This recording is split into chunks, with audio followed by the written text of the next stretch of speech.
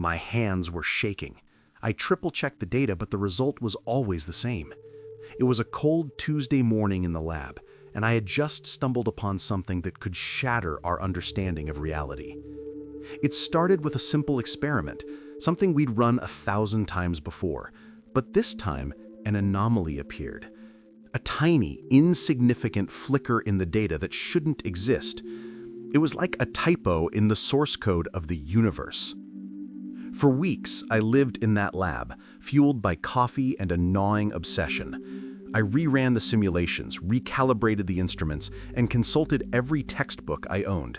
Every logical explanation failed. The anomaly persisted, a stubborn ghost in the machine. That's when a terrifying thought began to take root in my mind. What if this wasn't an error? What if it was a clue, a message even? What if everything we know, everything we see and touch, is nothing more than an incredibly sophisticated simulation? This idea isn't new. Philosophers have pondered it for centuries, and sci-fi has explored it endlessly. But now, it's no longer just a philosophical daydream. Physicists, the most grounded and logical people you could imagine, are starting to take it seriously. Why? Because the deeper we look into the fabric of our universe, the more it starts to look, well, digital. Take the Planck length. It's the smallest possible unit of distance in the universe. Below this scale, our concepts of space and time just break down. It's like trying to zoom in on a digital image forever. Eventually, you don't get a smoother picture. You just see the pixels, the building blocks. Our universe seems to have a fundamental resolution, just like a computer screen. If reality were truly continuous and infinite, why would there be a smallest possible unit? This pixelated nature of space-time is a huge clue. It suggests that information, not matter or energy, might be the most fundamental thing in existence. This brings us to the work of pioneers like John Wheeler, who coined the phrase, "it from bit." He proposed that every physical thing, every particle, every force, derives its existence from information, from bits. It's a radical idea. It means the universe is essentially a giant information processor, a cosmic computer. And if it's a computer, who's running the program? This is where things get even stranger. Have you ever heard of error-correcting codes? They're used in all our digital technology, from your phone to deep space probes. They're clever bits of data added to a signal to ensure that if some information gets corrupted during transmission, it can be automatically fixed. For example, when NASA's Voyager probe sends back images from the edge of the solar system, the signal is incredibly weak and prone to errors. Error-correcting codes allow us to reconstruct the original, perfect image. Now here's the mind-blowing part. A physicist named James Gates Jr. was working on string theory, trying to describe the fundamental laws of the universe using complex mathematical equations. And buried deep within those equations, he found something that looked exactly like a type of error-correcting code.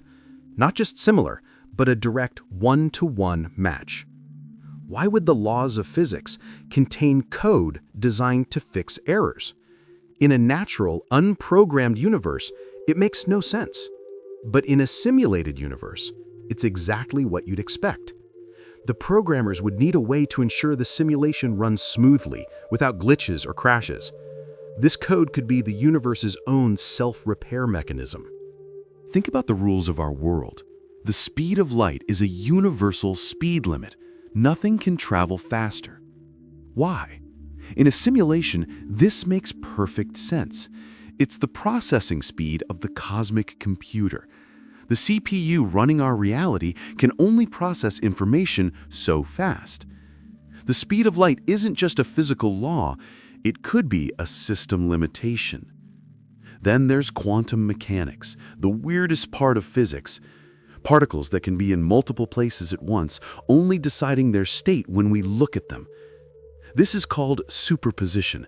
It's bizarre. But think about a video game.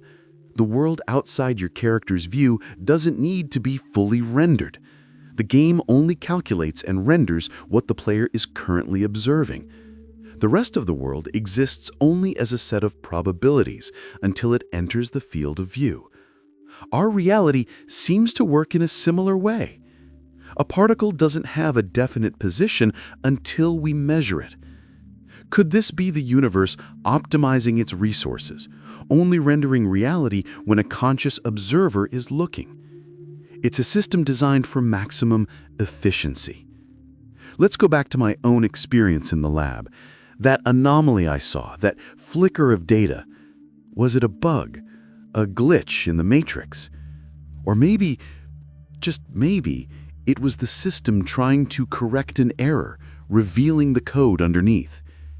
These glitches might be happening all the time, but we dismiss them as coincidences or already seen. That feeling that you've lived a moment before, the strange coincidence that seems too perfect to be random, the object that's not where you swear you left it.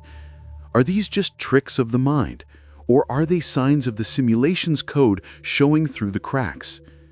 This leads to the ultimate question. If we are in a simulation, who created it? Are they scientists from a more advanced civilization running an ancestor simulation to study their past? Are they artists creating a universe as a work of art? Or are we just a kid's science fair project sitting on a shelf in some other dimension? The possibilities are both fascinating and terrifying. Some argue that the sheer complexity of our universe makes the simulation idea impossible. The amount of computing power required would be staggering, beyond anything we can comprehend.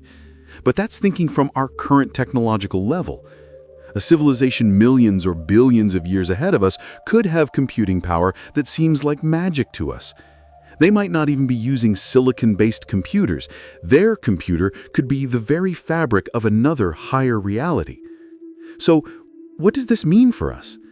Does it mean our lives are meaningless, that we're just puppets on a string? Not necessarily. Even if we're in a video game, the choices we make within that game are real to us. The love, the joy, the pain, it all feels real.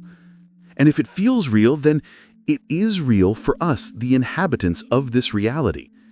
Maybe the point isn't whether the world is real or not, but what we do with the life we've been given.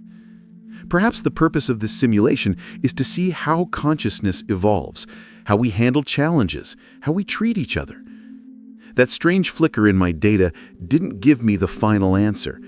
Instead, it opened a door to a million more questions. It made me look at the sky, the trees, and the people around me in a completely new light. Are we living in a grand cosmic simulation? The evidence from physics is starting to pile up, pointing towards an answer that is as unsettling as it is profound. We may never know for sure, but the search for that answer is pushing the boundaries of science and philosophy.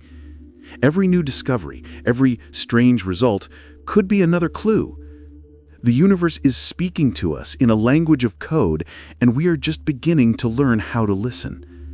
So next time you see something unexplainable, a glitch in your daily life, don't just dismiss it. Pause for a moment. You might be getting a peek behind the curtain, a glimpse of the code that writes our world. And it might just change everything. Thanks for joining me on this journey down the rabbit hole. If you found this as mind-bending as I did, hit that like button and subscribe for more explorations into the biggest questions of our existence. What are your thoughts? Are we living in a simulation? Let me know in the comments below. See you next time.